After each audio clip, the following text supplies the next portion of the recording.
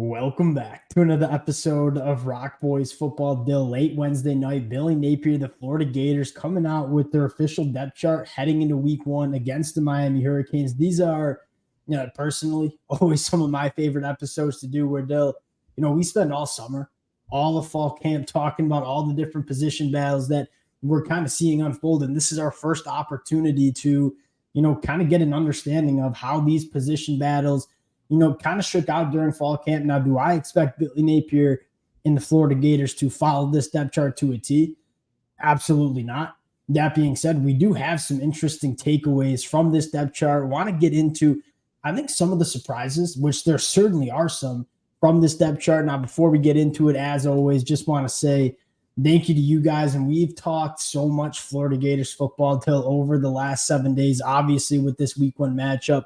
The amount of support y'all continue to show to the fellas, it's been amazing. We appreciate you guys. If y'all do enjoy the content, consider subscribing to the channel. I think much more importantly, would love to hear your biggest takeaways, your biggest surprises from this depth chart. And Dill, without further ado, let's get into this one. And I think you got to start with Montrell Johnson, listed as the running back one heading into this matchup. But when Montrell Johnson got hurt to start fall camp, it wasn't panic mode. But we were already kind of questioning the depth in that running back room, not only from a ball carrier standpoint, where I do think Montrell Johnson is the best pure ball carrier in this running back room. I think more importantly, I mean, you're going into a week one matchup against one of your biggest games of the season in a rowdy environment, pass pro, catching out of the backfield. Those were the kind of things that I thought you would miss most with Montrell Johnson. To get him sounding like he's going to play in this football game is probably the biggest takeaway you have from this depth chart, besides maybe a little bit of a surprise at right tackle. Yeah, and that's certainly fair to kind of acknowledge the fact that obviously having him there for the operation is nice. But at the end of the day, he's one of their best offensive weapons. I think you can't, again, I know a lot of people running backs replaceable, this, that, and you like some of the not in college. You like some of the young guys coming up through this Florida pipeline. Obviously, very big fans of Jaden Bond, what he did in that spring game. But at the end of the day, you really would miss Montrell Johnson in this type of game because he is a playmaker. He does create things. He adds such a big part of that offense last year. It's huge to have him in this game. 100%. And I think you look at the wide receivers, I don't think there's any sort of surprise there. I think the biggest surprise on the offensive side of the football is Cam Waits winning the right tackle job. Dill, we kind of penciled Brennan Crenshaw-Dixon in as the starting right tackle really ever since he committed from San Diego State way back in the winter. Why I am excited about this move, you make no mistake about it, Cameron Waits, the ceiling on this kid, it is extraordinarily high. And so if you're telling me Cam Waits has come into fall camp and beat out a right tackle in Brendan Crenshaw-Dixon, who I thought would have been a solid starter for this Florida Gators program, I kind of get excited to see what Cam Waits is going to look like, because, again, this is a kid that coming over from Louisiana we were all really excited about. He lost some really good weight. Dill, I think he came into Florida at 370 pounds, which was probably just a little bit too big. He's down to 343. What does Cam Waits look like? And has he reached kind of that ceiling that we all know he has? I think that's a really big storyline here. And that's going to be an interesting one, because that was the first thing that struck out to me. I was a little bit surprised because there were some moments where it just didn't feel like he had tackle athleticism when I was watching back some of the last year's film in his sort of spot duty. But yeah, you kind of said it. I mean, guys lost a lot of weight. That's probably where he should be at 6'8", 340 pounds. That's a pretty, I don't want to say lean guy, but that's kind of where that tackle range is going to be. You won't probably want to be in that 360, 380 kind of range that he may have been hovering in when he first got to Florida. So, again, he's going to be one I'll certainly have my eye on, because he feels like a bit of a make or break guy. I think I love that Austin Barber won that left tackle job. I think he might be the most talented offensive lineman on that Florida Gator team. But I will have my eyes on Cameron Waits and seeing what he's got, because that now becomes a huge piece of this offense. My biggest takeaway and what makes me feel pretty good about Cam Waits getting slotted in there as a starting right tackle is, you go back 12 months ago, it was, hey, Damian George, you got to go play right tackle because we ain't got any other right tackles.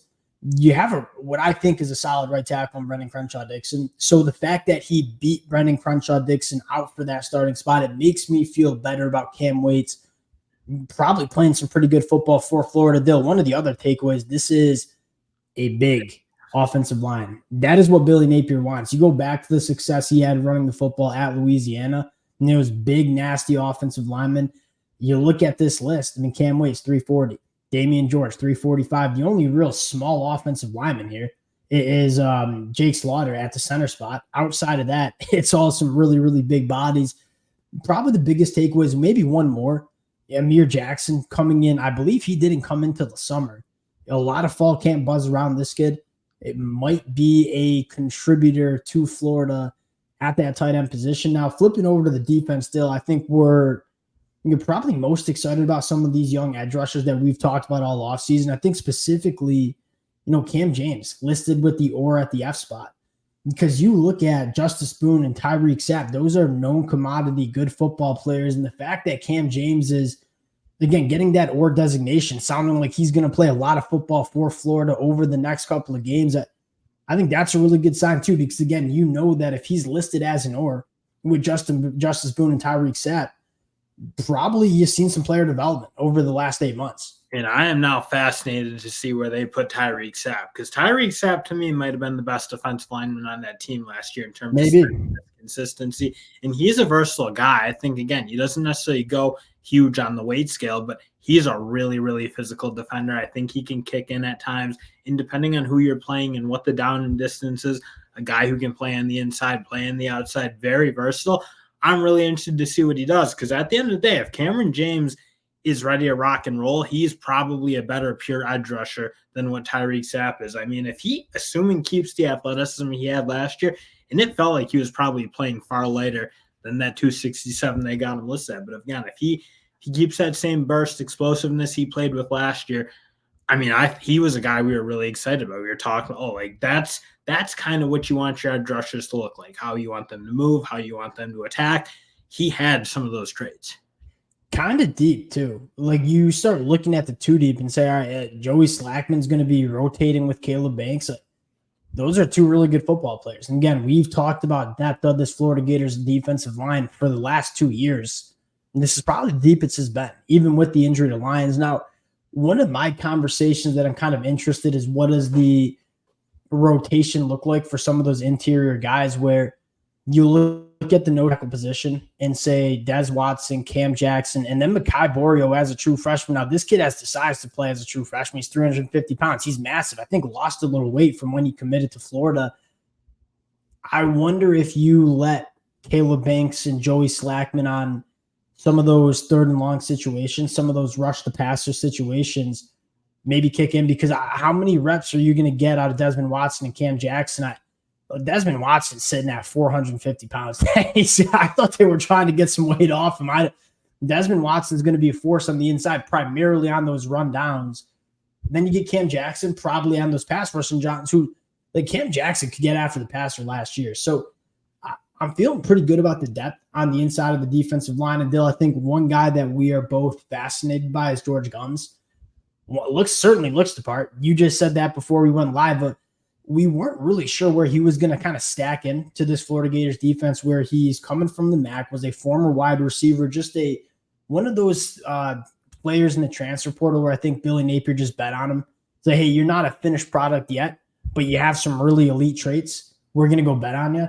And to see him listed as potentially getting in that rotation at that Jack linebacker spot, even starting at the Sam, I'm kind of excited to see what George Gums can bring to this Florida Gators defense. I mean, the big thing is him beating out Pyburn indicates that he has something. It's not just pure athletic potential in that kind of guy. It's, again, you kind of knew he had that, so that was never going to be the question. But to beat out Jack Pyburn probably doesn't have the highest ceiling in the world as an edge rusher, but he's a really, really good physical college defensive end. If George Gums can beat him out, that makes me think like Billy Napier is going to trust him to handle his business down to down, but also George Gums does give you that exciting potential to really be disruptive and get after it. Pup Howard winning the linebacker spot with Derek Wingo, but I think we all kind of knew that the best version of this Florida Gators defense is obviously with Shamar James starting at linebacker and then Pup Howard figuring it out and starting at linebacker. That is what you get. We've talked about this all offseason. Ben Roberts combined with two freaky athletic linebackers. Fire me up for that. They're looking at the back end. I think my biggest takeaway here is you got Bryce Thornton all the way down in the 3 deep at the safety position. I think that tells you more about Asa Turner and DJ Douglas than it does about Bryce Thornton. Because, look, we knew Bryce Thornton played some really solid football as a true freshman. Asa Turner and DJ Douglas come in. You know exactly what Florida was trying to do there. We want to add veteran talent, but it sounds like that veteran talent sounds like they're going to play a lot for this Florida Gators defense. Asa Turner's played a lot. DJ Douglas, I think, is this versatile chess piece that I think you could even see him playing that star position at times. Kind of excited to see how Florida rotates and uses these players in the back end of the defense. And Asa Turner feels like another one of those like hinge guys, because I go back probably the 2021 or 2022 season. Asa Turner was playing really good. I was looking at him like, you kind of think about that lineage of secondary guys coming out of Washington for that handful of years. It felt like he kind of felt like the next guy in line. He was making a lot of plays. He was physical. He was tackling. And then the last couple of years, you saw some moments where it looked a little bit slow at times, looked like he wasn't exactly flying around the same way. And obviously had been dealing with injuries, it felt like, for a pretty long time. But if he's back ready to rock and roll and he can give them what he was giving them early in his career at Washington, when, again, that name popped up, you're like, holy, who's this Asa Turner guy? He's going to be a really, really interesting draft prospect at some point in the future.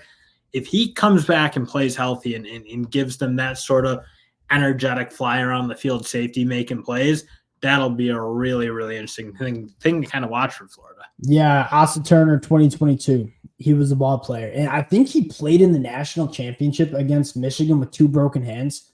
Like, he was playing with 2 clubs. This guy's tough as nails, man. Asa Turner, I'm excited about him, not only for the football player, but just injecting a redshirt senior that's played a ton of football on the back end to a secondary that last year was at times painfully young. Last takeaway is probably Kermani McClain not making the 3 deep at the cornerback spot. And you got a true freshman, Teddy Foster, who is probably not going to play for Florida, listed ahead of him. I wouldn't be surprised if that's a message to Kermani McClain, like, hey, you got to earn your keep here. I wouldn't be surprised if you see Kermani McClain pop up in the depth chart maybe week 3, week 4, assuming that he kind of puts it together off the field, because we know this kid is more talented than Teddy Foster, probably a better football player than Teddy Foster. But I think Billy Napier sending that message that, hey, you got to earn that starting position. And with the rumors swirling around about Kermani McClain, I can't remember when they popped up, but obviously you all know they had popping. There probably was something, probably some smoke in that sort 100%. Of to it, and then it probably is like, okay, well, that can't be how you conduct yourself. Yeah, and you also came in late. He came in late in the process, so you're kind of making him earn a spot, which I think makes total sense. I think that's the way to handle that Kermani McClain situation. Dill, I think those are all the takeaways that we have. Not like a ton of surprises. I think there's a lot of positive surprises, right? Cam Waits, potentially a very solid right tackle for Florida. Obviously, Montrell Johnson, ready to go. Sounds like some of the young edge rushers are starting to put it together. We'll close it there. Appreciate you guys rocking with the fellas. Again, if y'all do enjoy the content, consider subscribing to the channel. More importantly, light it up in the comment section with the takeaways. We'll chop it up with you guys, and we'll talk to y'all later.